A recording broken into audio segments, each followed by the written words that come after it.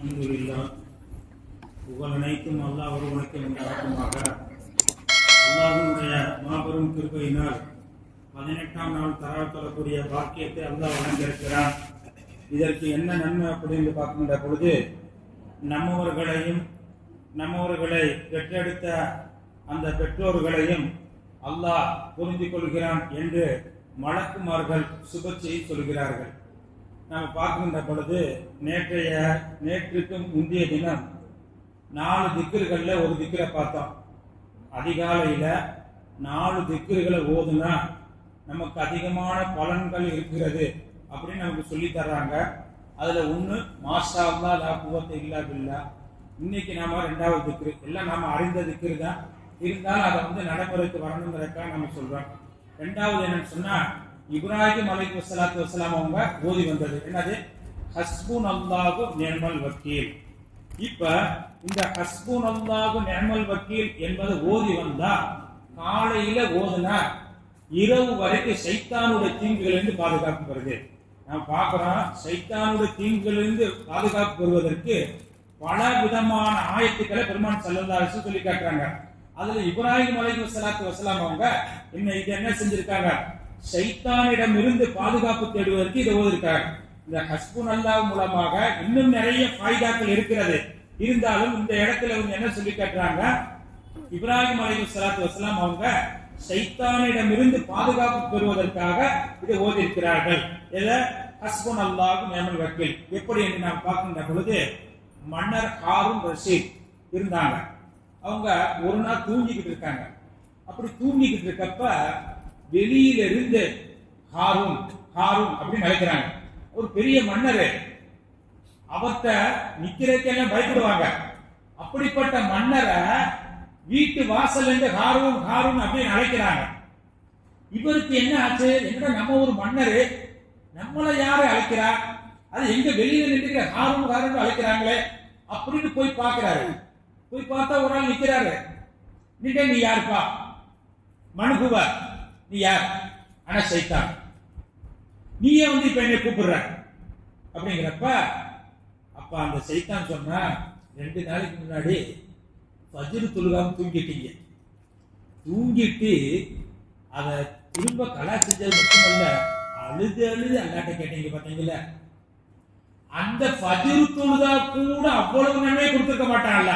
அதுக்காக நீங்க இப்படி விளங்கிறாங்க இப்படின்ட்டு நாம அதுக்காக ஃபஜ்ர் தொழுகாம அல்லாட்ட அழுது கேட்டா நமக்கு அப்படி விளங்கிட கூடாது. அப்ப ஃபஜ்ர் தொழுகாம கூட நீங்க தொழுதா கூட இவ்வளவு பெரிய நன்மை கொடுத்துருக்க மாட்டான். தொழுகாம லேட்டா தொழுதைங்கள கலவாயிடுச்சு, தொழுது யாரெல்லாம் அந்த இமாம் ஜமாத்தோடு கிடைக்கலையே, அதனுடைய நன்மை கிடைக்கலையே, அதனுடைய சிறப்பு எனக்கு கிடைக்கலையே, அதனுடைய வெகுமதி கிடைக்கலையே அப்படின்ட்டு அழுது புலம்புனீங்கல்ல. ஃபஜ்ர் தொழுதா என்ன நன்மையோ அதை காட்டிலும் அல்லாஹ் கூடுதலான நன்மை கொடுத்தான். அந்த நன்மையை நீங்க பெறக்கூடாது. உள்ள நன்மை நீங்க பெற்றுட்டா கூட பரவாயில்ல அப்படிங்கிற காரணத்தை நான் எழுப்பி விட்டேன் அப்படின்னு சொன்னாங்க.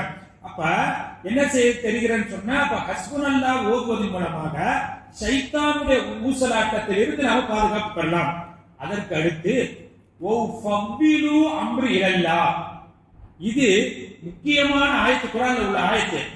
நாம பார்க்கிற மனிதர்களிடமிருந்து என்னென்ன தீங்கு வரும் என்று நாம ஏற்படுகிறதோ அத்தனை தீங்குகளிலிருந்து பாதுகாப்பு பெறுவதற்கு ஒரு வசனம் ஃபவ்விலு அம்ரி இலல்லாஹ். என்ன அர்த்தம்? யா அல்லாஹ், ஒப்படைச்சிட்டேன் அல்லாஹ் இருக்க, இதன் மூலமாக எனக்கு என்னென்ன கெடுதி ஏற்படும், இதன் மூலமாக எனக்கு மன உளைச்சல், மன சங்கடம், இவன் மூலமாக என்னென்ன எனக்கு கெடுதி வருதோ அத்தனை கெடுதியிலிருந்து உன்னிடத்தில் ஒப்படைச்சிட்டேன் இலல்லாஹ் அப்படின்னு. இன்னும் மனிதன் மூலமாக என்னென்ன தீங்குகள் வருமோ அத்தனை தீங்குகளிலிருந்து நாம் பாதுகாப்பு பெறுவதற்கு ஓத வேண்டிய வசனம் ஃபவ்விலு அம்ரி இலல்லாஹ். அது மட்டுமல்லங்க, இன்னைக்கு நாம பார்க்கின்ற பொழுது ஈமானுக்கும் ஒழுக்கத்துக்கு ரொம்ப கேள்விக்குறியா இருக்கு. எப்படிங்க ஈமானுக்கும் ஒழுக்கத்துக்கு இன்னைக்கு எத்தனையோ பிள்ளைகள் நல்லா வளர்க்கிறோம், அவங்க பின்னாடி பார்க்கின்ற பொழுது அவங்க மாறிடுறாங்க. நான் தெளிவா சொல்ல தேவையில்லை, நல்லா தாய் தந்தை வளர்க்கிறாங்க, ஒரு குறிப்பிட்ட பருவம் வந்த உடனே திசை மாறி போயிட்டாங்க. அப்ப அதே போல நாம பார்க்கின்ற பொழுது ஒரு வீட்டை விட்டு அல்லது கணவனோ அல்லது மனைவியோ பிள்ளைகளோ படிப்பதற்கோ அல்லது வெளியூருக்கோ வெளிநாட்டுக்கோ நான் போயிட்டு வருகிறேன் அப்படி சொல்லுகின்ற பொழுது நாம என்ன சொல்லணும்?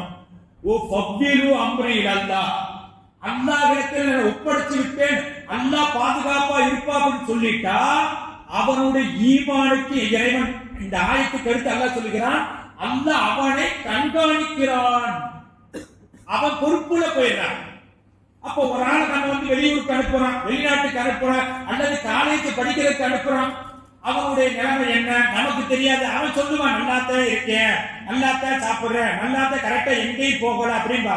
ஆனா நீங்க இது ஓதி விட்டுட்டா அல்லாஹ் அவனுடைய ஈமான ஸ்ட்ராங் ஆக்குவான் அப்படின்னு சொல்றாங்க. அதே போல நம்ம வெளியூருக்கு போகின்ற பொழுது அவன் அனுப்புகின்ற பொழுது ஓதுகின்ற பொழுது அவன் ஒழுக்கசாலியா நம்மள்கிட்ட இருந்தா வெளியில போகின்ற பொழுது ஒழுக்கம் இல்லாதவனாக ஆக மாட்டான் இந்த ஆயத்தை ஓதுனா அப்படிங்கிறது. அடுத்ததா நாலாவதாக பார்க்கின்ற பொழுது நாம் அறிந்த செய்திதான், அதாவது லாயிலாக இல்ல அந்த சுபஹானக இன்னி குன்து மினல் இதை நாம காலையில ஓதணும். அதுல ஓதுனா நம்ம பார்க்கின்ற பொழுது யூசுப் அலைஹிஸ்ஸலாத்து வஸலாம் ஓதுனதை நம்ம பல தடவை கேட்டிருப்போம். அத லாயிலாக இல்ல அந்த சுபஹானக இன்னி குன்து மினல் ஓதுவது மூலமாக அதாவது யூனுஸ் அலைஹிஸ்ஸலாத்து வஸலாம் அவங்க அந்த ஆயத்தை ஓதலன்னு சொன்னா மீன் வயிற்றிலிருந்து உலகம் அழிவரை வெளியே வந்திருக்க மாட்டாங்க. எப்படிங்க? அந்த ஆயத்தை மட்டும் லாயிலாக இல்லாத சுபானக இன்னி குன்து மினல் என்பதை யூனுஸ் அலைஹிஸ்ஸலாத்து வஸலாம் ஓதலன்னு சொன்னா அவங்க கடலுக்குள்ள கடல் மீன் வயிற்றுக்குள்ளேயே உலகம் அழியும் வரை இருந்திருப்பார்கள். அப்ப அது ஓதினதின் மூலமாக அந்த கவலையில் இருந்து கடலில் இருந்து கடலுடைய ஆழத்திலிருந்து அல்லாஹ் தஆலா பாதுகாத்தான். அதே போன்று எந்த மனிதனும் சொல்ல முடியாது நான் கவலை இல்லாதவன் அப்படின்னு. எந்த ஒரு மனிதனும் ஆட்சியில் இருக்கவனும் சரி, ஆண்டியும் சரி, அரசனும் சரி, சிறுவனும் சரி, வாலிபரும் சரி, பெரியவரும் யாரும் சொல்ல முடியாது கவலை இல்லை. அப்படிப்பட்ட கவலையில் சிக்கி இருக்கிறீர்களா? அல்லாஹ் சொல்றான், நீங்க ஒண்ணும் கவலைப்படாதீங்க, லாயிலாக இல்ல அந்த சுபானக இன்னி குன்து மினல்.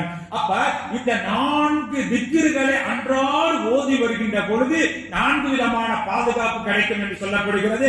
அப்படிப்பட்ட 4 விதமான பாதுகாப்புக்கு உரித்தானவர்களாக உங்களையும் என்னையும் உலகெங்கும் இருக்கக்கூடிய முஸ்லிம்களை அல்லாஹ் ஆக்குவானாக.